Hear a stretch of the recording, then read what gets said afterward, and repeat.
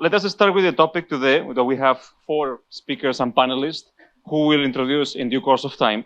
But first and foremost, we are here to discuss various aspects, not just the AI race course per se, but we are here to discuss also how India can be not just on the curve, but ahead of the curve. And I would like to emphasize it's not about AI, but it's also about microchips and minerals that we will have to touch upon. AI is only the byproduct of it. But let me start with one thing which may be a bit unfamiliar to many of you, which is part of my research as well. I work in 2 areas particularly. One is the predictive models utilizing game theory and selectory theory for not just political predictions, but other aspects. One of the key areas I work on is preventing human brains from rotting into expensive biological furniture, which we are today, unfortunately. Basically, long story short, I try to understand whether we are prompting or the prompts are prompting us, and whether we are working with binary code or we are ourselves becoming binary code in ones and zeros over a period of time. I deal with the students across different levels at the university, across the globe, and I can tell you cognitively, there is a substantial deficiency that is happening over the last few years due to various aspects, not just AI. One aspect that I would like to mention is the current generations are not just using AI, they are becoming its myth-based production for feeding it. And unfortunately, we are trading robust, anti-fragile human reasoning for algorithmic brittleness. And we have to challenge that back unless and until we really want to perish.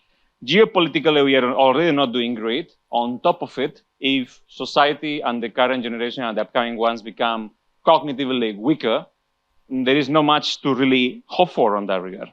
So here is what's going to happen.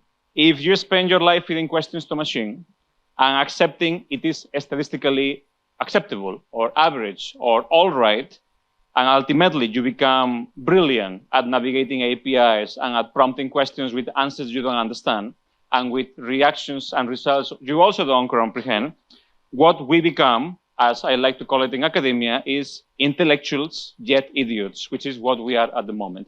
We have the technology, we have the capability, we believe we have the knowledge, and we only have that cognitive approval through the APIs, in this case, your Gemini's, ChatGPT, Claude, and the likes. So the AI race course, as the title goes, is not about stacking GPUs in Bangalore, Hyderabad, or Noida. It's not about that. It's not about whether India can build computational power without losing the hegemony. Is about whether we can build that without losing cognitive capabilities at the population level, at the education level, which also Guru works on at the children's level and the high school level. So models tell us that people who actually matter in keeping decisions making power do not include the future generations in the decisions. Basically, to put it very diplomatically, which I'm not, but to put it diplomatically, are the current leaders globally at an age group, if you look statistically, they are all between 69 and above years old.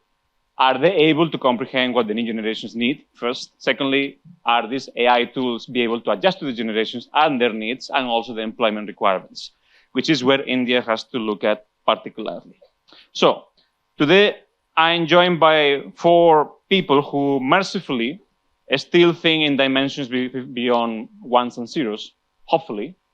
And hopefully we will also examine geopolitical issues, regulatory and social angles. So let me start with Saroj, if you mind. I will not introduce you myself because I like people to go on their ego trips themselves. So you will introduce yourself, but first, let me pop the question to you. As in the interest of time, and as I mentioned, I want to ask questions to the audience. I have clapped all the questions into one, and I would like you to just answer it as objectively as possible. Please don't keep it diplomatic. Please don't try to tell us everything is great and fantastic and how we are all going to thrive. We all know the reality is a bit different from that. We like to keep it a bit more honest. So the question is, AI is reshaping modern warfare and redefining what national security even means, while major powers race to deploy for strategic advantage. That's no secret. Now, given this global competition we see today and the existential importance of technological sovereignty, where does India actually stand in this race, and why is developing sovereign AI not just advantageous but also imperative for India's future, and how? So you may start with your own introduction, of course, and then we can kick into the question. Thank you. Good morning to everyone. And first of all, I would like to thank ORF and Nalanda for having me here. The global, there is a global AI race taking place where the major powers like USA, China, Russia, they are making heavy investment in the AI sector. The objective is to shift the global military and economic power in their advantage. So in this, because why they are doing so? Because given the defense and the strategic significance of the AI, it is predicted that in next 5 years the AI is going to contribute to trillions of dollars into the global GDP economy, and also the defense. If you see, it is completely transforming the way the war was fought in the previously. Now the impact of AI is completely changing the character of modern warfare. Now the application of AI in defense sector, if you see, it is compressing the OODA loop. It is the AI's ability to process a vast amount of data that is collected from various sources like satellites or drones or sensors, that is able to process a vast amount of data in short time. And also AI enables the drones and autonomous weapon systems to make precision strikes. AI also helps to, it can be used as a threat, both offensive and defensive purposes in cyber world. So AI is changing the character for warfare, but the real difference will come not just to the application of AI in defense, but because of the application integration of the AI with the other critical and emerging technologies like 5G, space, or quantum. In fact, application of AI, quantum, and 5G or 6G are dangerous, things. So we have seen recent in the contemporary or the ongoing conflict is the integration of these technologies and deployments, and this is redefining the concept of national security. So the new doctrine, new strategies are now evolving. So in this evolving world, geopolitical and technological landscape, where India stands, if you say the ASPI, which tracks the technologies, China leads at present 57 out of 64. But in 45 those technologies, India also tops in 45. 45 technologies, India tops among the 5 countries. So here, India has built. India's objective is to. India has launched AI mission. Its objective is to build AI ecosystem in the country by developing the sovereign AI, as you rightly mentioned. The objective is to strengthen our own computing power by deploying the GPU. At present, it is 38,000 GPUs has been deployed for developing foundational models based on own data, and also the funding. It is at present not the total what is India is spending. It is not so very modest in comparison to other global major powers that they are spending. It is also upgrade, investing in the skilling, and so and also supporting the startups, AI startups to develop. See, the objective is to develop for the capacity, to develop capacity and capability in the AI sector indigenously. So to how to build our own foundational models using our own AI data set, and also how to strengthen our AI infrastructure, and how we can you apply those things into defense and also the economic. because this is also going to have, it is projected $1.5 trillion it will add to our Indian economy by 2030. So so education sector, agriculture sector, and also the health sector, it is going to have a huge impact. It is already in deployed. Most important part is that in the global race for AI, the countries which will, the develop and deploy fast, and adoption, those countries can adopt these technologies fast, they will have edge on our other countries. So, Magna, pulling from his points, we talk a lot about building more AI, but what about building better AI? And more importantly, do we have the regulatory frameworks or the policy frameworks to build that innovation without compromising on the standards? At the same time, why should any enterprises, domestic or external, come to India to build and develop here? And what is the going forward on that regard from a policy and regulatory framework? So I think starting with your the first part of your question, what do we mean by better AI? AI is not a homogeneous technology yet. Unfortunately, it is often spoken about as such. There are many taxonomies. Some scholars say that you can divide AI into cognitive, generative, and autonomous. So autonomous would be a robots, cognitive would be something like computer vision, and generative would be something like ChatGPT. Each of these systems have very different regulatory needs, and just from a system perspective. And then when you move into where they are being deployed, then the regulatory needs change further. So that is another form of contextualization that is necessary if you want, effective guardrails. And the third form of contextualization is even within those sectors, there are specific situations. And I think generative AI presents the most interesting conundrums there. So often, just by way of introduction, I head a tech policy think tank, but I'm also a member of the sectional committee on artificial intelligence at the Bureau of Indian Standards. And so I see these conversations happen daily, even in the realm of standards, where there are only experts in these fields. So in the context of generative AI, often what is given as an example of undesirable outcomes is hallucination, right? Hallucination is bad. That's what we've all been kind of trained to think. But it depends on the context, because, for instance, for protein fold synthesis or generation, you need hallucination. You need that capability. That is how AlphaFold was able to generate these unique amino acid sequences, essentially. So it's not, you cannot have any axiomatic positions when it comes to, any unequivocal positions when it comes to what is good or bad in the context of AI. Yes, maybe CSAM is one thing which universally in the context of speech, it is agreed it is bad. Same with CSAM. So by CSAM, I mean child sexual abuse material.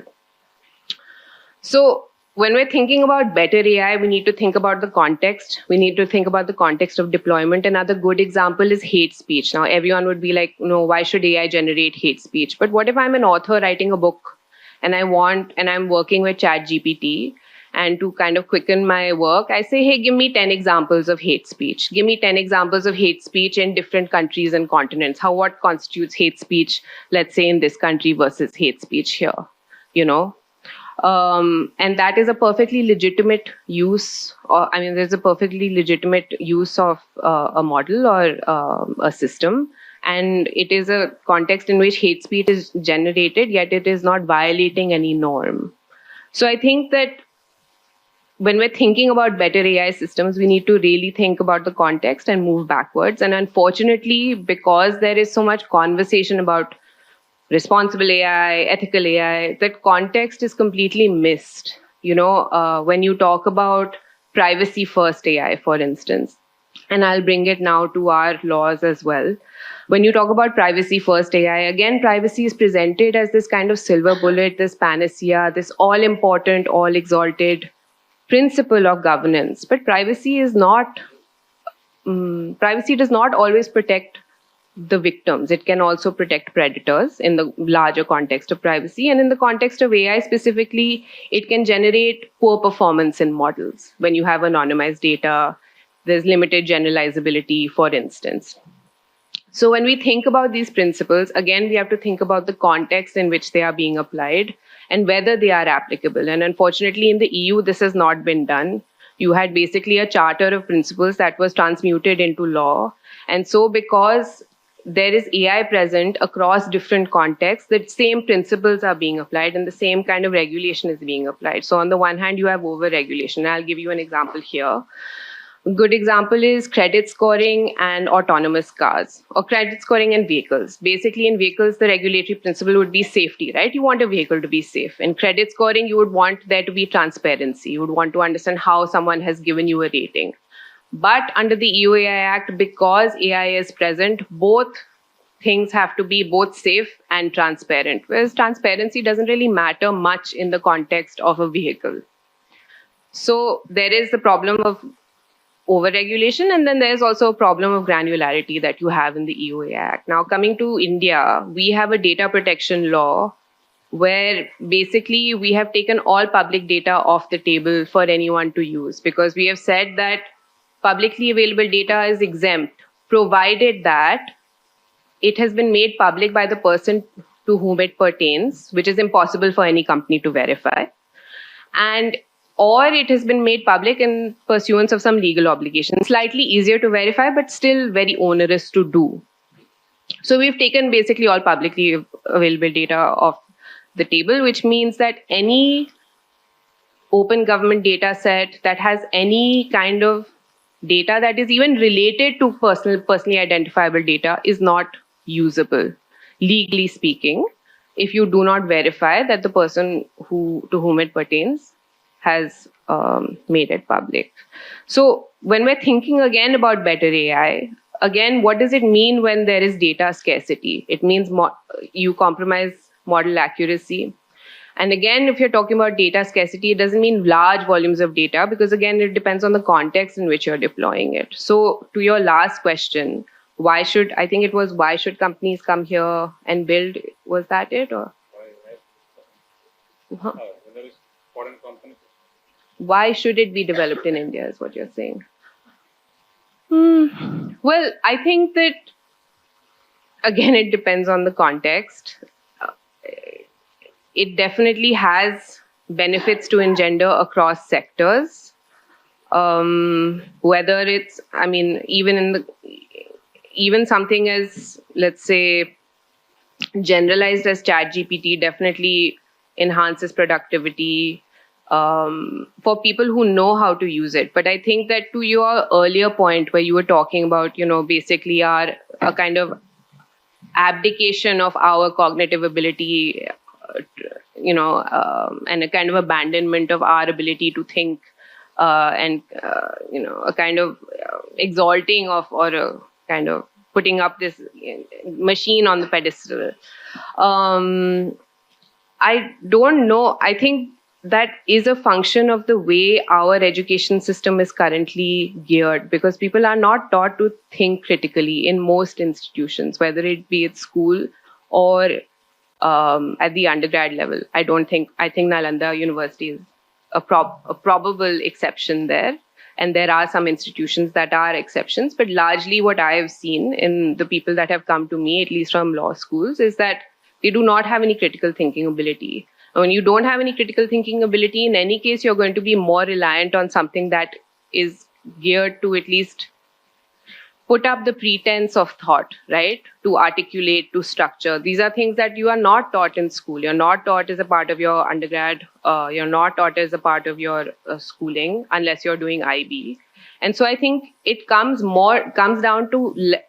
less to the technology and more to our educational and skilling ecosystems and how well they prepare people in order to be able to wield this technology, not completely rely on it. So I'll stop there. So 2 things before we move forward. So the audience does not keep tabs, and neither do you. We move from the sovereignty of the AI race here towards the policy and regulation. Now, on that, let me stop for a minute before I move to Sunanda. First and foremost, there are 2 points I've noted down from the earlier conversations. First is regulation has a very interesting characteristic, which is why is it done and by whom is done. If you look at the AI EU Act, it was done by a group of individuals with no expertise whatsoever in AI. I unfortunately was privy to some of the discussions, and I know exactly what was discussed. At the same time, it was discussed from a corporation standpoint. It was also discussed from an American corporation standpoint, entering the EU or not. So firstly is how the regulations are done and by whom and with whose interest, number one. Number two is, before any confusion continues, AI is not LLMs, right? In case we continue moving on to the Claude, ChatGPT, Gemini, and open source platforms, those are glorified, feel-good chatbots for you. Let us not move into that tangent. AI is also those new computers with wheels that are called Tesla, BYD, which are not cars, they're computers with wheels. So that is now AI. So let us not get stuck on the AI that you can just open in your browser. That is a very basic LLM. It's not new, by the way. That was already there in the early 2000s. It was there with Siri as well. So let's move away from that and let us move into more comprehensive AI applications used for other tools such as predictive models and the likes. Even data collection and manipulation of citizens, particularly for political gains, corporate gains, stock gains, and so on and so forth. So just to clarify on that. As for Sunanda, let me put a more conflictive question to you, which I'm sure you will be thrilled to answer, based on our early conversations. So here, moving from the earlier two interpretations, we have a risk, which is India being a rule maker or a rule taker, particularly when it comes to the AI scenario. So while we have a lot of misinformation aspects moving very fast across diplomatic networks, as we can see in recent times, where people believe that Venezuela's scenario was because of a political decision and not because of minerals extraction, which is pretty funny. What worries you more right now? The genuine lack of global coordination around the AI governance, or the illusion that meaningful coordination actually exists? And how do we, and how in India we can avoid becoming a geopolitical roadkill, if you like, in this kind of scenarios, which are pretty conflictive and ever moving? Well, thank you for the questions. First question, how does India avoid becoming a rule taker rather than a rule shaper? I would like to point a few things here. So, first of all, India needs to take the road, which depends on the realities, on India's realities. We can't just borrow the models from other countries. It has to build on the India's realities, India's population, and the diversities we have. So the most first step, important step, is India must have a comprehensive singular policy on AI. Stronger investment in R&D has to fund startups who is working on AI. You need a public-private enterprise so that government set guidelines how to use AI. Secondly, India needs to institutionalize AI governance capacity within state because we need to build institutions, structure, and not just policies. Thirdly, it should invest in indigenous AI ecosystem, not just adopt what other countries do, because no country can save rules without domestic technological credibility. Fourthly, use India's population to market. India's huge population and DPI are one of the biggest strengths. If the government set the clear AI standards for public services, the global tech companies will be forced to follow Indian rules to access the market. This is how India could influence the global market. Lastly, we should also focus on the digital literacy because AI is being misused at a large scale. Apart from all of these, we need a comprehensive legal structures to keep an oversight on the use and misuse of AI. Now, moving to the second question about the misinformation and the cross-border, how can we tackle the cross-border misinformation? I think that problem, the solution lies on the domestic policies. Of course, the international cooperation can help us up to some extent, but that's not the ultimate solution. Because AI-driven misinformation spreads more faster than diplomacy and regulation can respond. It crosses the border quickly, easily, and is shaped by the individuals, how they interpret the information and how they consume the information. So it is very difficult to control through international agreements alone. So what we need from the international cooperation is information sharing and setting a basic norms. But it cannot stop the misinformation itself. The real defense or deterrence lies on the domestic resilience, such as digital literacy, public awareness, and accountability of the online platforms. Moving to the third questions on the what worries me more, the illusion or the coordination that exists. The illusion that coordination that already exists is more worrying. While countries often appear aligned through global forums and shared principles, in reality, they define AI ethics and governance very differently because each country has perspectives and approaches towards AI. This is especially true in sensitive areas such as military and strategic AI, where transparency is minimal. This false sense of agreement creates complacency and delays of meaningful action. Therefore, I see open disagreement is healthier than pretending that coordination exists. With AI, the real risk is not the disagreement, but the illusion of agreement. Thank you. Well, that's unfair. You clap for her, not for the other two. Why don't you clap for the other two as well? Not bad. We don't want to be fair. Huh? So, Guru, my favorite topic, education, AI and education particularly. All right. There are two perspectives here. One is AI applied to education and labor, whether it actually benefits and upskills, or whether it does a bit of the opposite, which is data extraction, possibly social control as well. At the same time, whether you are improving or reducing human cognition in the process. I can give you some example on that, if you like, particularly on the higher education system. Beyond that, there is always the buzzword of digital public goods, which we all love because sounds very good, sounds very humbling. But what will a truly public interest AI stock look like for India? And if so, will not that make inequalities higher rather than uniting people or pulling them out from the shadows with all these new technological developments? So there are some multi-tier questions, as you can see, but please go ahead. Yeah, thank you so much. Thanks, ORF. Thanks, Nalanda University, for having me here. So when you're looking at issues and you want to find some picture and you want to make sense of it, you can either go deep into it or you can take one step backward, and that's what I propose to do. Mr. Shyam Saran in the morning said that a key problem that we see today is a gap between the pure sciences and the social sciences. That's how we saw it. And I want to quote Professor Neil Postman. How many of you heard of Neil Postman? Is the name familiar? Okay, I can see one raised hand. So Professor Postman in 1995 wrote the 5 laws of technology. And I think everybody should read what those 5 laws are. I'll talk about 2 laws here. And the first law very much mirrors what Mr. Shyam Saran said. He said, the benefits of technology are known immediately, but the harms are realized much later.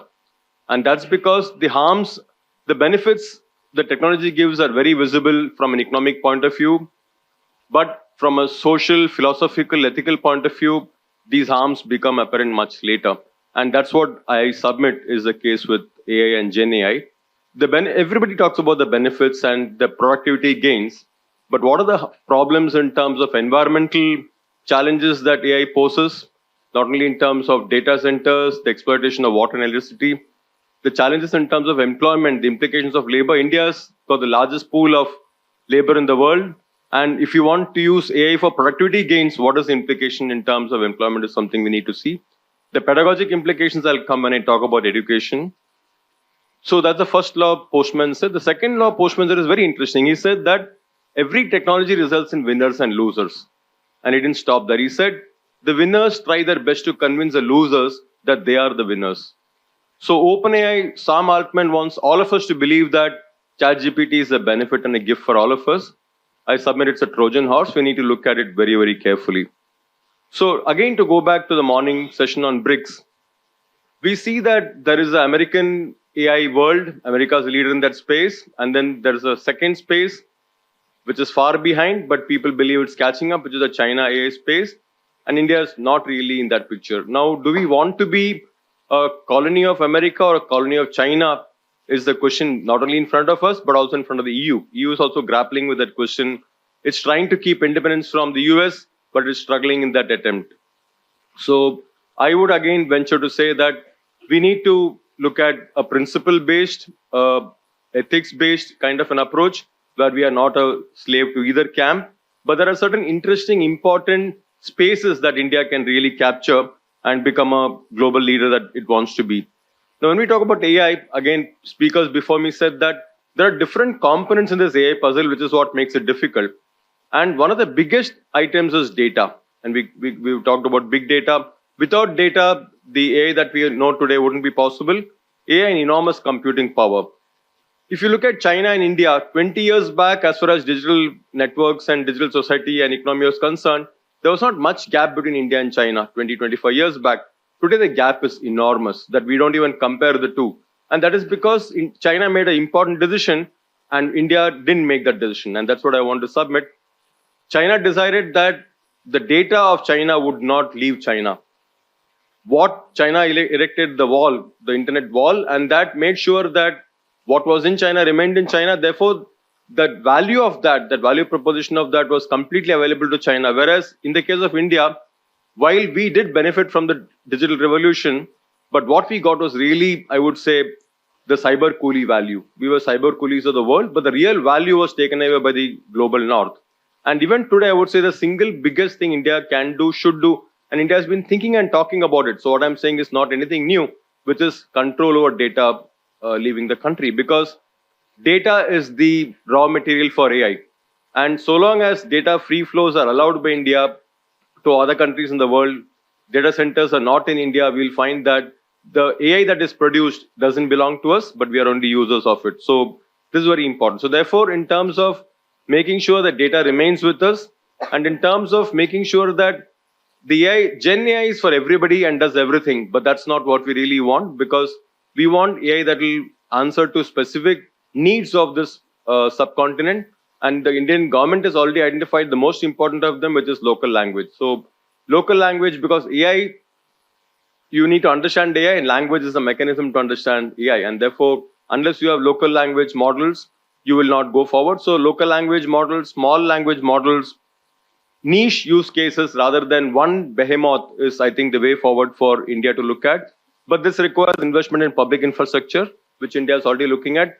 We know UPI is a success, but if you look at public DPI, the word public, I would interpret it to say that if the traditional public spaces in a society are education, health, transport, we need to look at DPI in these areas and not satisfy ourselves merely by the fact that financial transactions are now become very much easier, very important, but it can be rejuvenate our education system, creating a DPI infrastructure. That's the challenge in front of us. And I want to submit here that Kerala is a very interesting example.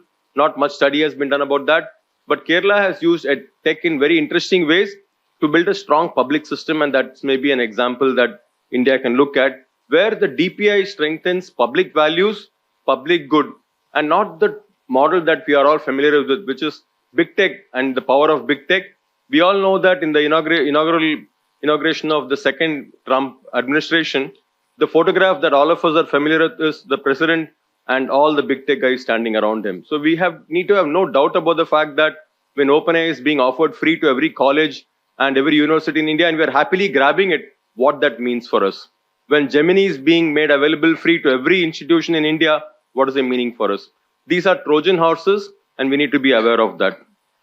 I would say that apart from the fact that China didn't allow data flows, China has now embarked on a very strong, aggressive policy of what they call as Delete A project.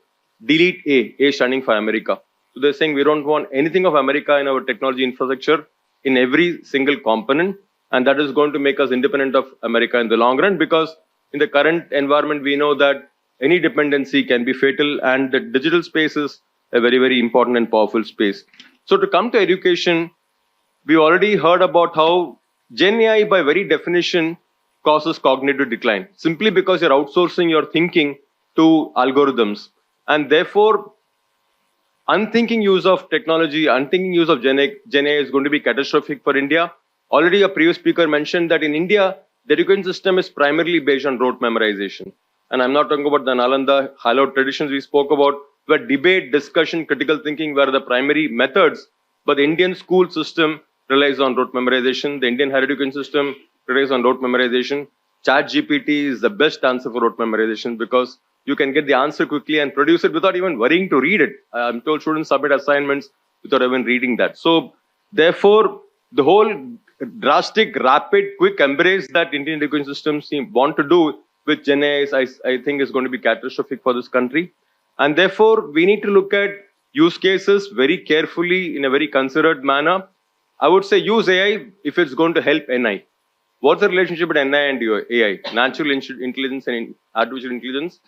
Does AI support NI? Use it, which is going to be very rare. So I'm going to end by this, giving this analogy of radium. So Postman says that any technology that is powerful is also dangerous. So these are very interesting things that he says. If something is powerful, you're happy and you're amazed. You think it's the best thing in the world. But anything that's powerful is also dangerous. So radium, I'm told that Marie Curie used to carry radium in her pocket. Her husband, Pierre Curie, used to wrap radium around his wrist. It used to give him a scar, but it never pained. So he used to wonder, what's happening? What is so beautiful about this radium that it's giving me a scar without even hurting me? Today, we would think that such behavior is absolutely unimaginable, right? Gen AI is that radium, extremely powerful. And we need to figure out how to use it very carefully. If we don't apply it in very careful, considered ways, it can cause us great harm. I'm not saying it's only harmful. We know atomic energy has enormous power. It can help us. But the conditions of its use are to be very, very carefully thought of, critically thought of, else it is a Trojan horse for the country, for society, not only for our country, maybe globally, but we need to use it very carefully. I'll end my talk here. Thank you.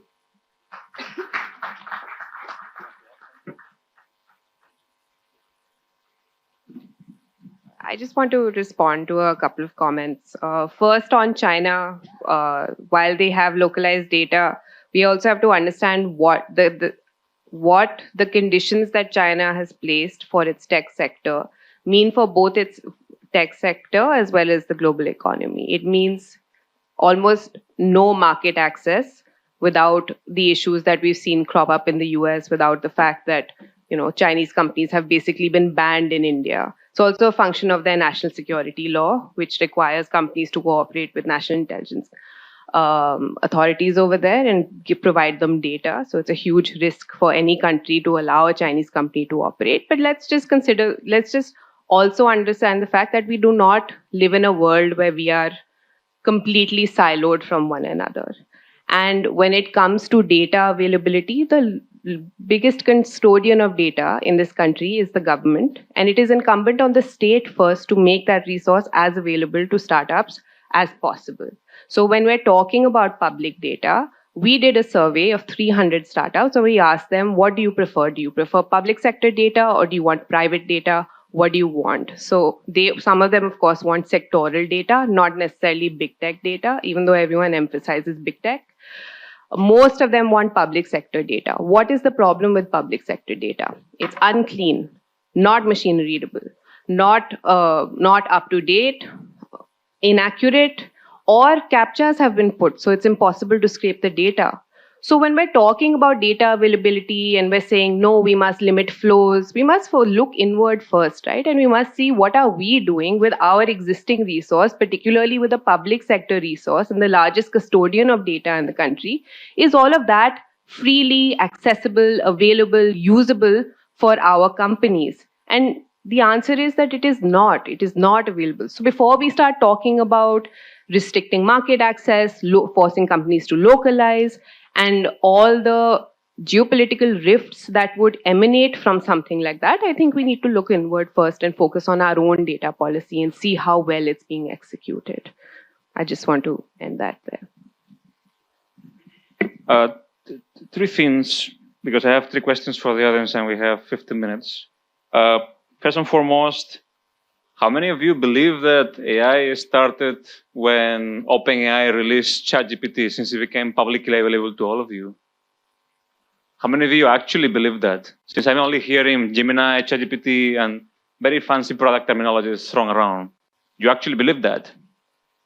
Okay.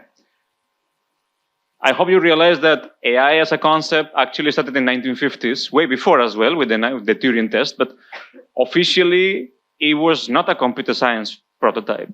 It was a psychology prototype.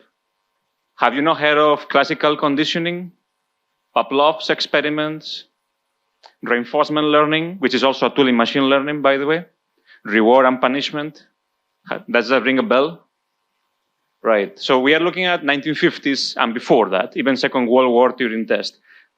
Aside of that, let me give you an anecdote. Last year's physics Nobel Prize, any idea who was it? Last year's, not this year. You have not heard of Geoffrey Hinton? Yeah, I hear somebody knows. Do you know that he's a psychologist? He's not a computer scientist. He's not a physicist. You have to build all these analogies to understand exactly where the impact of these technologies and how they are shaped is. Obviously, it's an American agenda, evidently, because all the data sets are driven by it. If not, I'll give you an experiment, which we have anyways tried on multiple occasions on double-blind experiments. You open Claude, not Gemini, not ChatGPT, Claude AI, which is supposed to be French, not doing American. You open it and ask for the summary of today's global news with a date. You will see it will give you all US-based or US in favor of news. Then you have to ask, all right, you're having a bias, so remove the bias of the US and give me the neutral news. It will admit that the data sets loaded are mostly MIT and Harvard-based.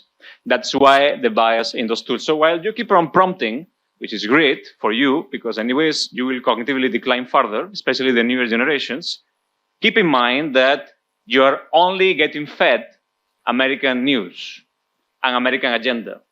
So keep it in mind. Don't think that these tools are neutral, which they aren't neutral.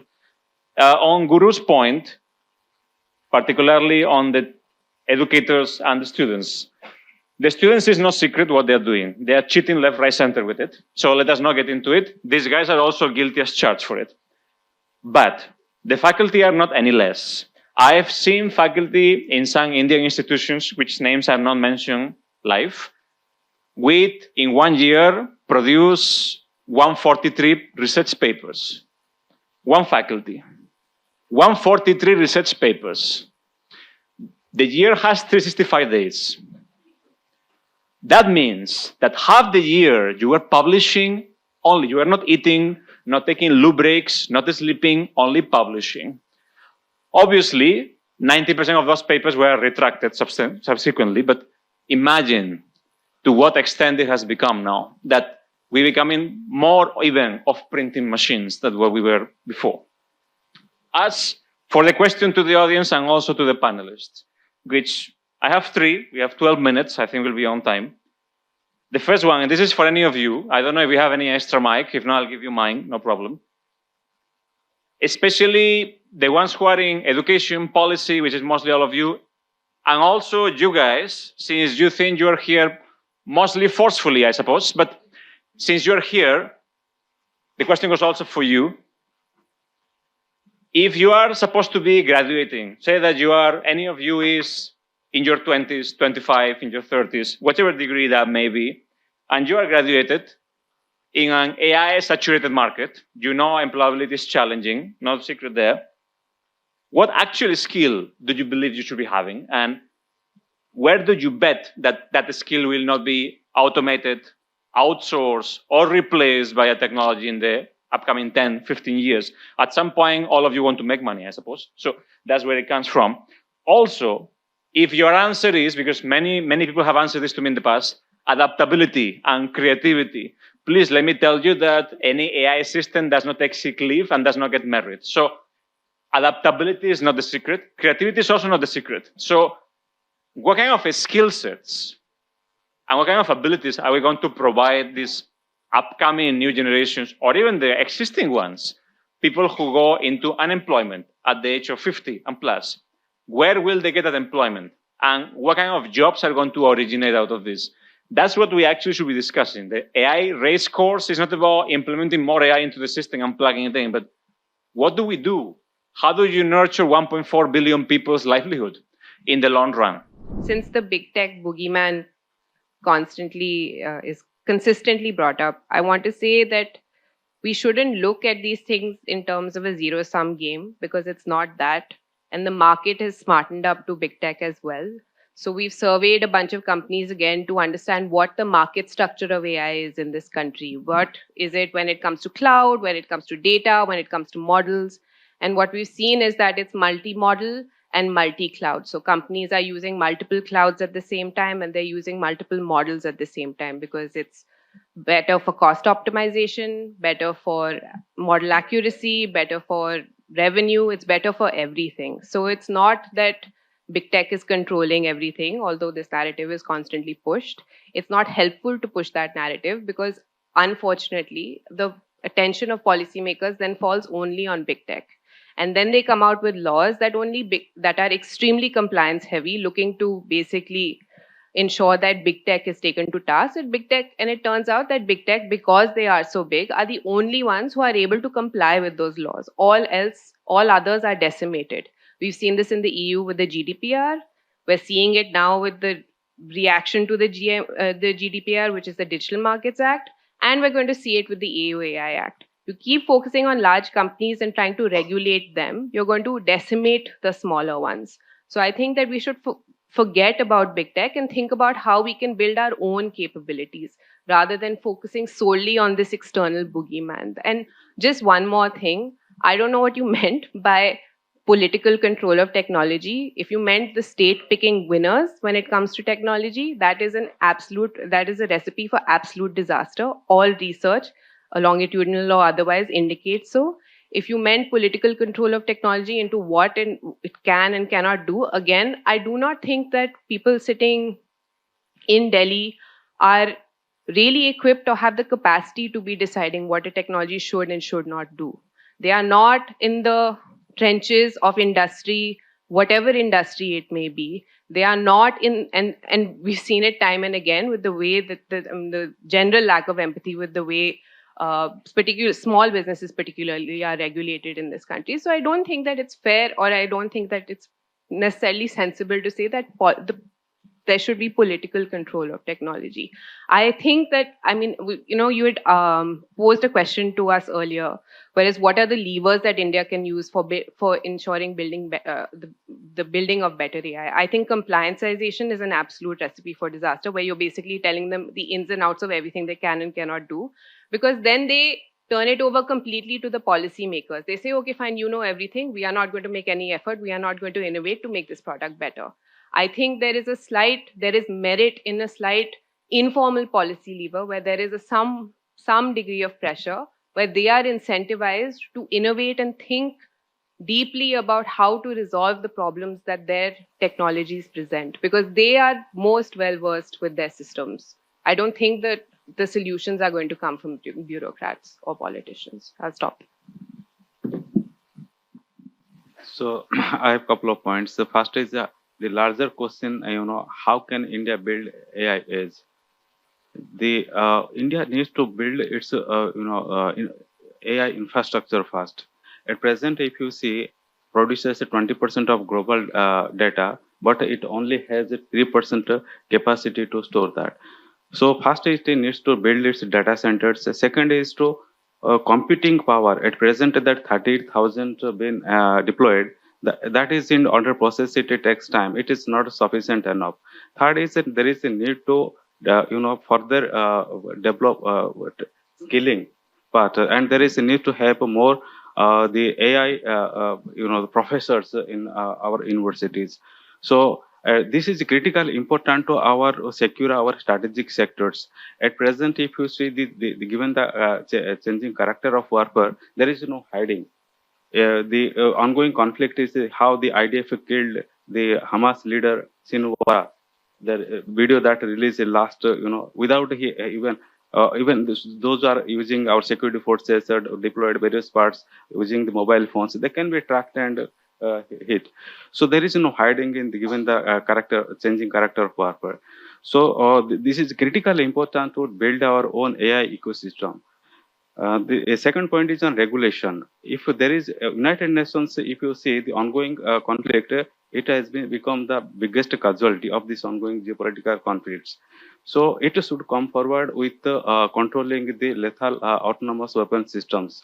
But given this lack of consensus among the major powers, especially the USA, China, or the Russia, they don't want to at present regulate this AI. So, but India at present, India's position is that this ultimately the human should be the ultimate decider of this use of the lethal weapon systems. So, to regulate that, there should I don't think at immediate future there is going to have anything on that. Thank you. So thank you so much. Thank you once again, and thank you for your.